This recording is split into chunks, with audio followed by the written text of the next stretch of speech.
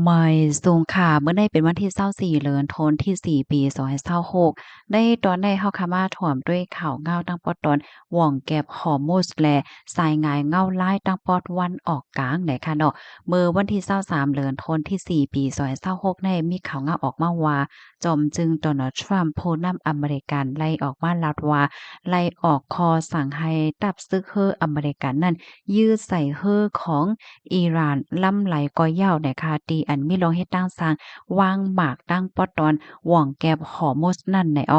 เดหันไลว่าเงาลายลวงเค็งเขียงตั้งปอตอนนั้นได้ก็ตื้อเฮียงมาเนี่ยค่ะเป็นสำว่าตั้ง2ฝ่ายนั้นมีลองอบโอ้กันเสียก็ตกลงกึดตึกกันว่าในเซตาก็ยาวเนี่ยค่ะตั้งฝ่ายจอมจึงทรัมป์ลาดว่า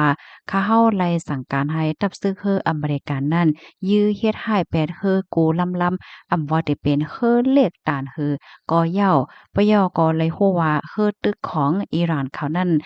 ตั้งเสียงตั้งหมดหมอก1ปาก59ลำในโจมมีไว้อยู่ใต้โกนปังหลายเหย้าว่าจังไหน ตั้งฝ่ายจอมจึงทรัมป์ลาเทียงว่าอเมริกันนั่นตึกมีหลวงเฮ็ดตั้งสร้างกวาดล่างหมากตั้งปอดตอนหว่องแก็บนั่นเฮ็ดจังไหนปยก็คือเหมือนจังว่าเก็บหมากว่าสังว่าจังไหนก็ตึกอันคัดใจเคลียร์ปื้นตีตั้งปอดตอนหว่องแก็บอยู่ในพ่องย่ำมาเหลียวในปยก็เลยมีหลวงออกข้อสั่งให้ตื้อคับขึงเปิงการจังไหนแน่สืบกว่ายก็ให้ตื้อเข็งแข็งเฮ็ดสร้างกว่า3ปนว่าจังไหนค่ะอยู่ดีจอมจึงทรัมป์และพ่องหลงฝ่ายแกดแขค่ะเนาะก็หลัดหลายปอกหลายกำว่ารับซื้อเคือของอิหร่านเนาะก็คาล่ำว่าเดี๋ยวมีอยู่บอก1ปาก50ลำแหละถูกแย่เฮ็ดให้กว่าเซ็งหมดยาวในก้วยกะว่าตั้งฝ่ายสื่อข่าว CNN ได้ก็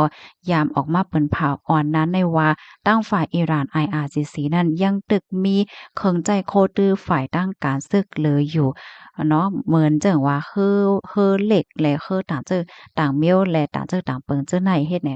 ข้อมูลตอนในคาลิปมาที่ห้องการข่าว CNN ออกไว้ค่ะกำในเฮาค่ะมาถ่อมด้วยแทงลองตั้งลายโหยอยามันสายงายเงาลายดีหว่องแก็บข้อมูลลื่นสุดวันที่23เดือนธันวาคมปี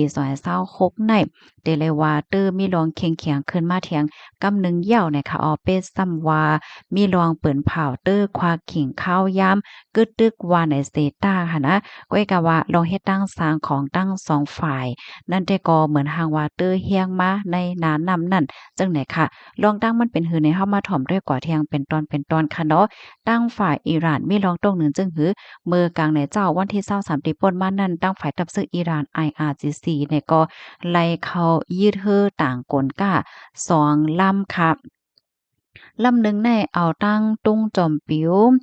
ปานามาเสียกอโปกเทียงลำหนึ่งซ้ำในเอาตั้งตุ้งจอมปิ๋วไลบีเดียเสโปกเนี่ยค่ะปยกเต็กใจ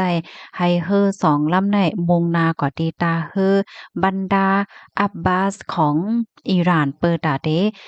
เหมือนถามได้ถามเลยว่าสังว่าจังไหนปยกเปิดตาเดเป็นรองตอบแต้นขึ้นที่อันอเมริกันเขายึดเอาเฮอน้ำมันอิหร่านอ่อนนาในนั่นเฮ็ดจังไหนออก กำในเฮาค่ะมาด้วยทางฝ่ายอเมริกันค่ะอเมริกันก็มีลองยืดเฮอลำใหม่ในในขิงข้าวย่ำอ่ำป้อปลายเปิงกันกะหือค่ะตั้งฝ่ายทับซึกอเมริกันในก็ไล่เขายืดเฮอน้ำมันอันมีชื่อว่า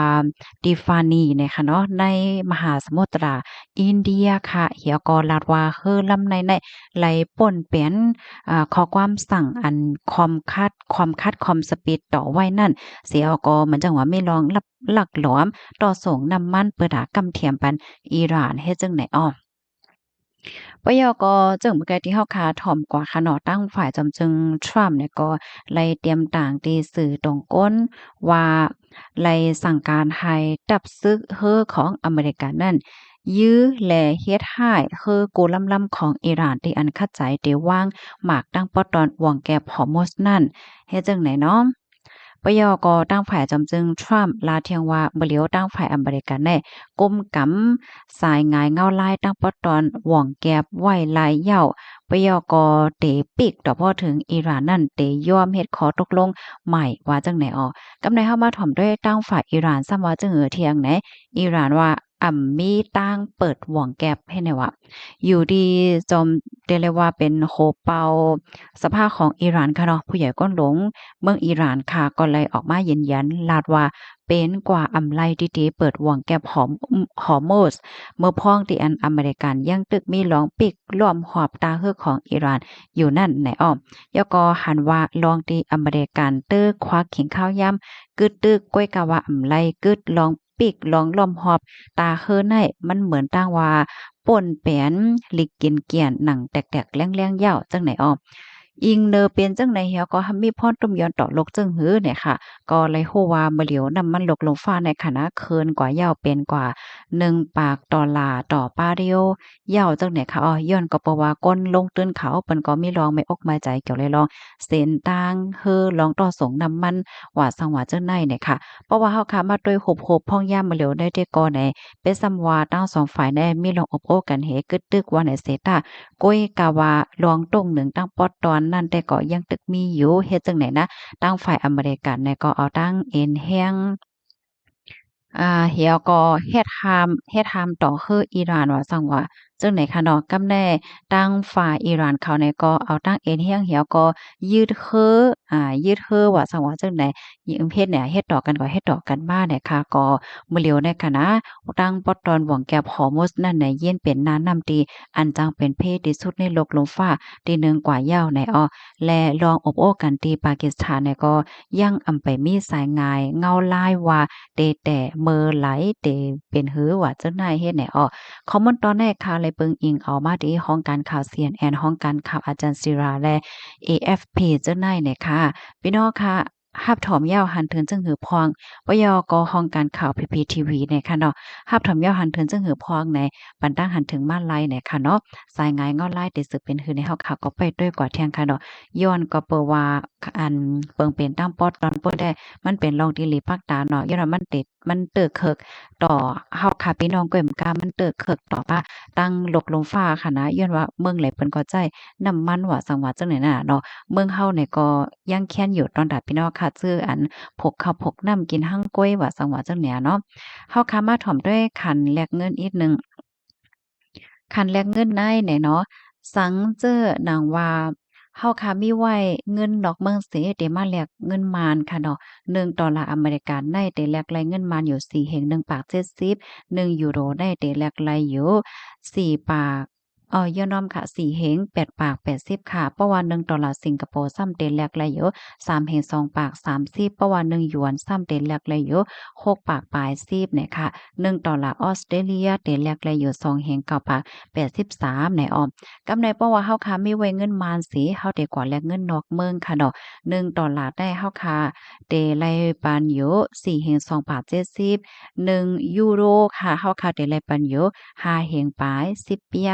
$1สิงคโปร์ได้ไล่ปันอยู่3แฮ่ง3บาท30 1หยวนได้ไล่ปันอยู่6บาท27เปีย$1ออสเตรเลียได้ไล่ปันอยู่3แฮ่งปลาย62ในออม กำในเฮาค่ะมาโดยเงินไทยค่ะเนาะเป้าเหมือนเจิงว่าเฮาเอาเงินไทยเสร็จแลกเงินมา100,000ในเดลัยปัน7.75เพราะว่าเฮาค่ะมีเงินมาน100,000เสได้ก่อนแลกเงินไทยเนี่ยจึงได้แลกไลอยู่7.55ว่าไหนค่ะอันนี้ก็เป็นคันแลกเงินเนาะกำในเฮาค่ะมาถ่อมด้วยคันค่ำไหนค่ะอ้อคำไทยค่ะคำเตียงเพราะว่าเฮาค่ะมีเสกกว่าขาย1หวานได้แต่ขายอะไรอยู่71,000เห็น9บาท50เพราะว่ากว่าซื้อซ้ำแต่แลปันอยู่72,000เห็น1บาท50ค่ะคำหางเคิงเพราะว่าเฮามีเสกว่าขาย1หวาดในแต่ขายละอยู่75,000บาทปลายเก้าเพราะว่ากว่าซื้อซ้ำแต่แลปันอยู่72,000เห็น9บาท50เนี่ยค่ะเนาะเรียกเลยว่าคันคันคำลงมาอินค่ะเนาะ ลงมาอีเหลียวก้อยลงน้ำหนังเก่าได้นะกำใดเฮาคาซ้ำมาด้วยขันคำที่ได้เมืองเฮาอีกหนึ่งเนี่ยค่ะเนาะ คำแตง16แปรค่ะเพราะว่าเฮาค่ะมีเสียกว่าขาย1แก๊บในเฮาค่ะได้ขายละอยู่10,500,000เต็มนะเพราะว่าก็ซื้อซ้ำเต็มละอยู่10,600,000เต็มค่ะคำหางเคิงเพราะว่าเฮาค่ะมีเสียกว่าขาย1แก๊บในเฮาค่ะได้ขายละอยู่9,880,000เพราะว่าก็ซื้อซ้ำเต็มเลยปันอยู่9,980,000ค่ะกำไรมาเที่ยงขันคำปานใหม่ค่ะเนาะสนิทติดคำเตียงเพราะว่าเฮาค่ะมีเสียกว่าขาย 1แก๊ปได้เด็กขายละอยู่10,320,000นะคะเพราะว่ากว่าซื้อซ้ำไปเลยปัญโย10,420,000ค่ะกำไรเฮาค่ะมาด้วยอันเป็นคำหางเคิง10ผาแป้ค่ะเนาะเพราะว่าเฮาค่ะมีสิกว่าขาย1แก๊ปได้เด็กขายละอยู่9,70,000เฮงเพราะว่าก็ซื้อซ้ำได้ปัญโย9,810,000ว่าไหนค่ะอันนี้ก็เป็นคันค่ำที่ในเมืองใต้และเมืองคมตุ่มว่าไหนค่ะอ้อ ยินจมกูก็ที่ฮับถอมปันแห้งค่ะฮับถอมยาคอไหลตอนไหลดีว่ามันแตกแรงห้าใครปันตั้งหันถึงใครเพิ่มเทียมไหลเจ้าไหนก็เพิ่มเทียมมันไหลค่ะเนาะยินจมเหยียดนำค่ะออใหม่ทรงค่ะ